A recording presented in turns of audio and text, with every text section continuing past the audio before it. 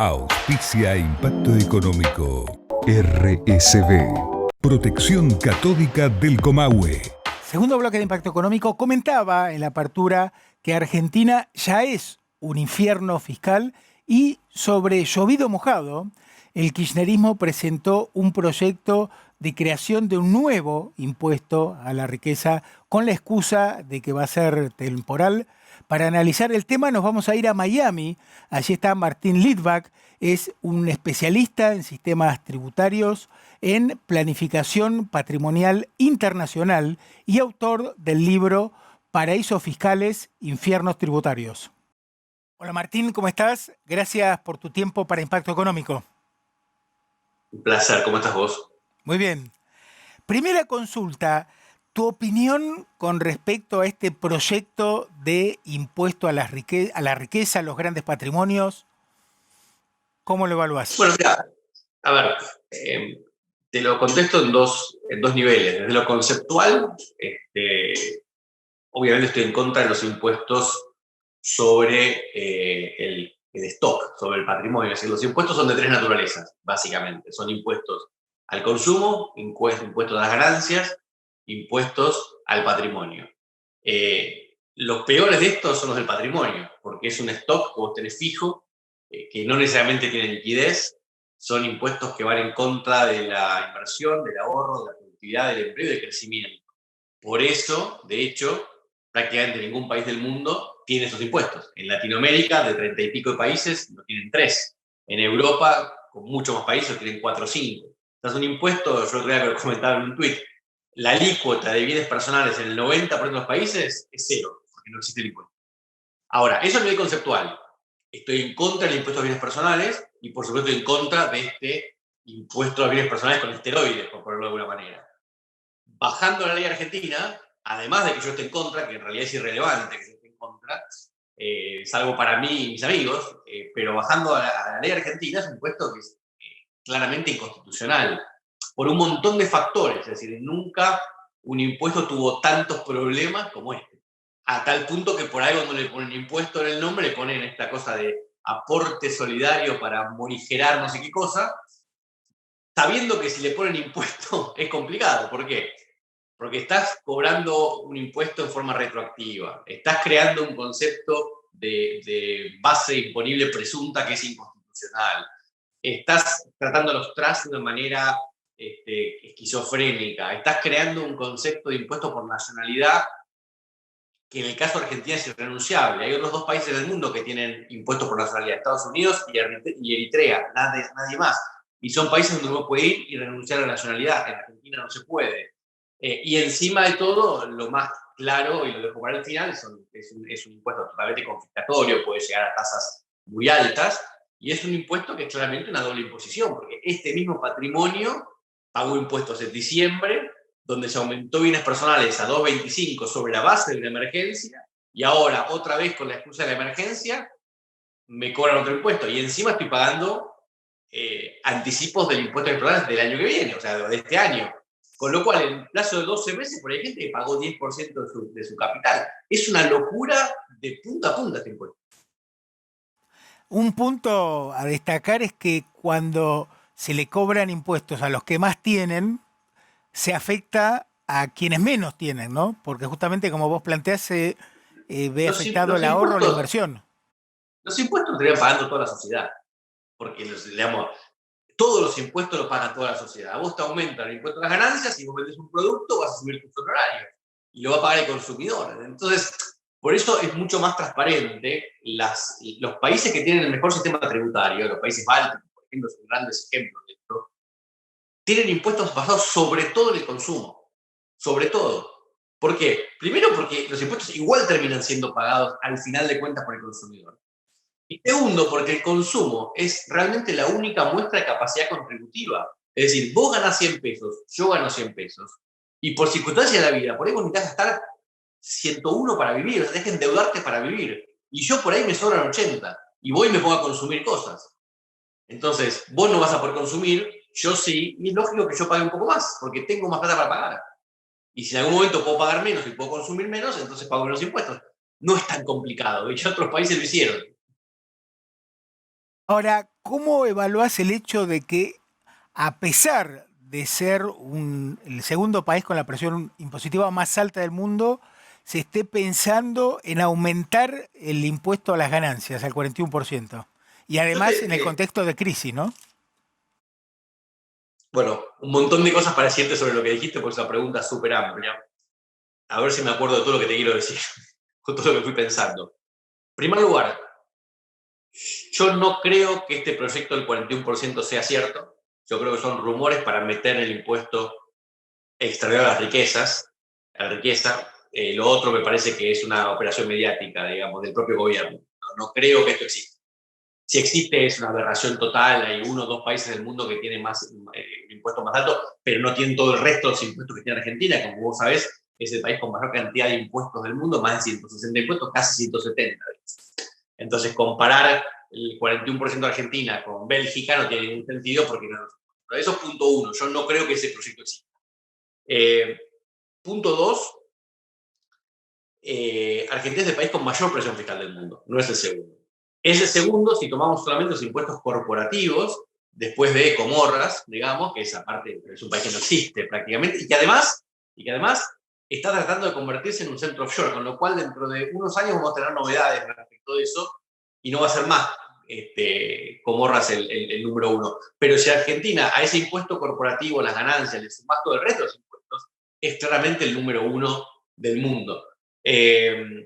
Y yo creo que, siendo al grueso de tu pregunta o al concepto de tu pregunta, creo que hay una profunda ignorancia en cuanto al sistema tributario. Creo que este gobierno y los anteriores también han incurrido en una mala praxis total a la hora del diseño del sistema tributario, al no permitir la competencia fiscal entre países, al tener una ley de coparticipación que es ridícula, al tener impuestos diseminados por todos lados, impidiendo que el contribuyente sepa cuánto paga, al tener esas normas de solve y repete, donde vos tenés que pagar para protestar los impuestos. Entonces, hay mucha ignorancia en materia tributaria, y en el caso de este impuesto último a la riqueza, creo que además de ignorancia, o ahí yo no sé si es ignorancia o es directamente una intención política de este gobierno, de que la gente con más recursos y que por ende puede financiar a la oposición o puede financiar a fundación o puede participar en política o votar, se vaya del país. Yo creo que esto es un empujoncito que le da el gobierno a la gente a la cual le tiene miedo para que se vaya. No me parece que el fin de esto sea recaudatorio. Martín, te llevo a uno de tus libros, Paraísos Fiscales, Infiernos Tributarios.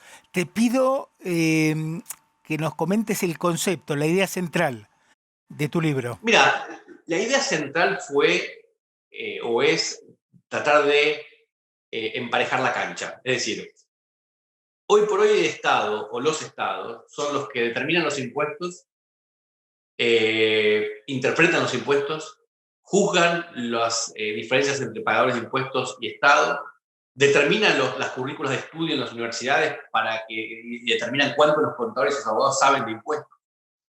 Y el contribuyente tiene que aceptar lo que viene, digamos, en definitiva, y no puede oponerse más que diciendo bajen los impuestos, bajen el gasto público, son altos, pero con esa argumentación no vamos a llegar a ningún lado.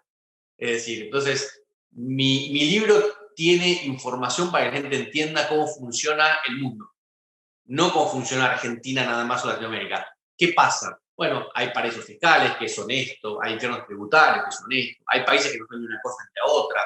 El capital va de un lado hacia el otro, es decir, de los infiernos tributarios a los paraísos fiscales. ¿Qué es la competencia fiscal? ¿Por qué es buena? ¿Qué es la transparencia fiscal? ¿Por qué surgió el impuesto a las ganancias? ¿Qué efectos tiene un sistema tributario que busca la redistribución de la riqueza? ¿Por qué el impuesto al stock, como decíamos al principio, es malo? Hablamos del impuesto a las ganancias, hablamos de impuestos a bienes personales, hablamos del impuesto a la herencia, hablamos de impuestos nuevos, todo lo que es el impuesto digital, lo que es el impuesto a los robots. Entonces la idea es tener un libro de fiscalía internacional básico, lo puede leer cualquier persona. Por supuesto, un contador, un abogado, un economista va a entender algunas cosas un poco más profundas, pero está escrito para que lo entienda hasta un político argentino. Lo puede leer Sergio Massa y lo va a entender. Que después lo aplique o no es otro tema, digamos. Pero la idea es educar educar al soberano y educar a la gente para que pueda defenderse con mayores argumentos, digamos. Yo siempre insisto en relación a lo que planteas, que uno de los grandes problemas de nuestro querido país es que nadie nos defiende como contribuyentes, ¿no? Ante el Estado, que es el monopolio más peligroso. Totalmente, totalmente, y de vuelta, o sea, primero, muchas veces no sabemos qué derechos tenemos y cómo plantear las quejas, y segundo, el sistema está con la cancha totalmente inclinada, donde el Estado es juez y parte, y creo que ahí es donde uno tiene que insistir en reformas estructurales. Vos pensás que, más allá del resto de las funciones del Estado, el tema impositivo se originó como individuos decidiendo qué parte de su ingreso separar para solventar, para financiar la cosa pública. Así surgió. Yo tengo mis serias dudas de que específicamente el tema tributario no debería decidirlo más bien el pueblo a través de representantes que los jueces, que son partes del Estado. Pero bueno, esto da para un libro entero sobre eso. La justicia en manos de la gente muchas veces no es lo mejor, pero el tema tributario, yo no sé si no debería. Sí, el tema es que impuestos altos generan pobreza, ¿no? Eso es lo que tenemos que tener en claro. Y de ahí la necesidad. Pobreza. Y lo más gracioso de todo es que los impuestos bajos generan más recaudación.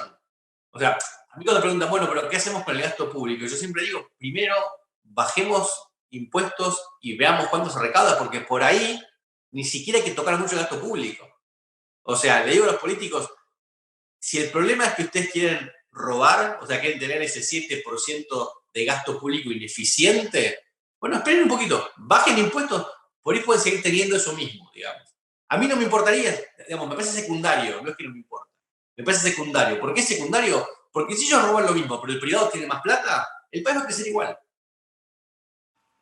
Martín, interesantísimo. Gracias por tu tiempo para Impacto Económico.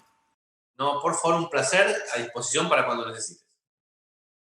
Interesantísima la entrevista a Martín Litvak. Pretender aumentar los impuestos en la Argentina es como sacarle sangre a una persona anémica. Según un artículo de Orlando Ferreres en La Nación, este año se van a cerrar 30.000 empresas, ya sea por el COVID, por la cuarentena, por la crisis económica. Si además queremos aumentar los impuestos, bueno, la situación no puede ser peor. Estamos ante la crisis económica más grave de la historia de nuestro querido país. Tema reforma judicial, el proyecto que está impulsando el kirchnerismo refleja la desesperación de la vicepresidenta por zafar de las causas ante la justicia. Recordemos que tiene 8 juicios pendientes. Por otro lado, muestra la decisión del kirchnerismo de avanzar y eliminar la división de poderes, la república.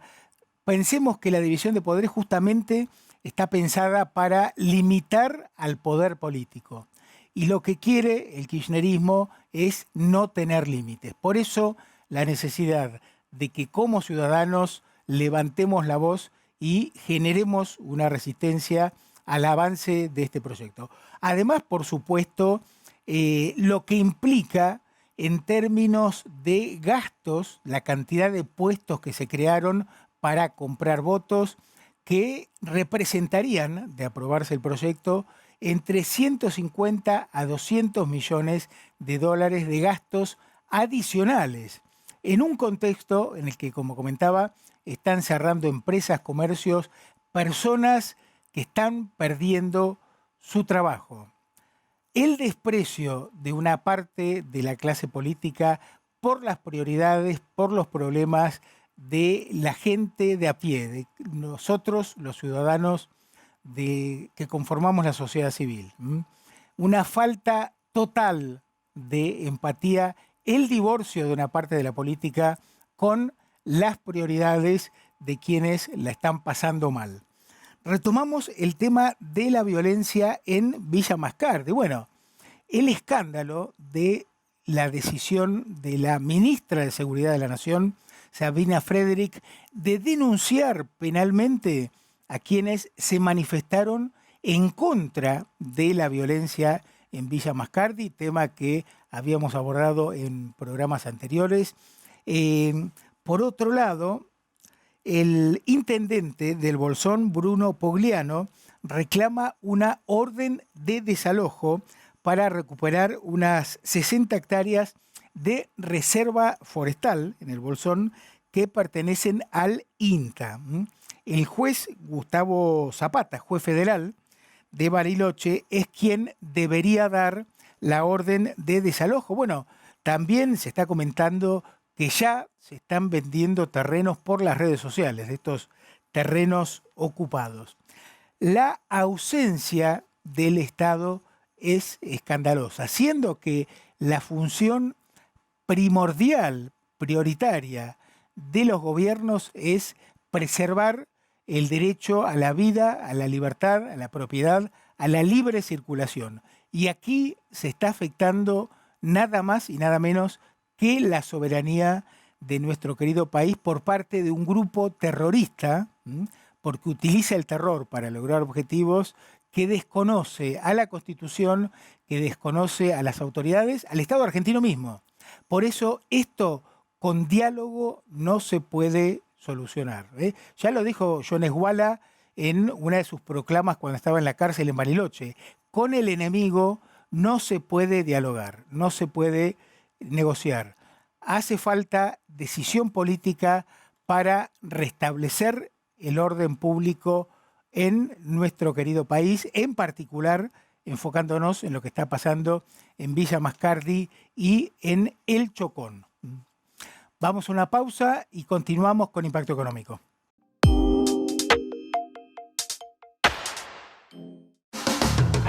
Somos un equipo de empresas que colaboran entre sí para generar soluciones de ingeniería, tecnología de la información, inspección de obras, capacitación y management. Cluster Ciar, el equipo que lo hace posible. 1000 horas haciendo dedo. Una mochila enorme y pesada. Los guisos no se parecen mucho a los de mi abuela. Frío de día y bajo cero de noche. ¿Qué me gusta de todo eso? Que de cada viaje me llevo algo hermoso. Todas esas experiencias que siempre están conmigo.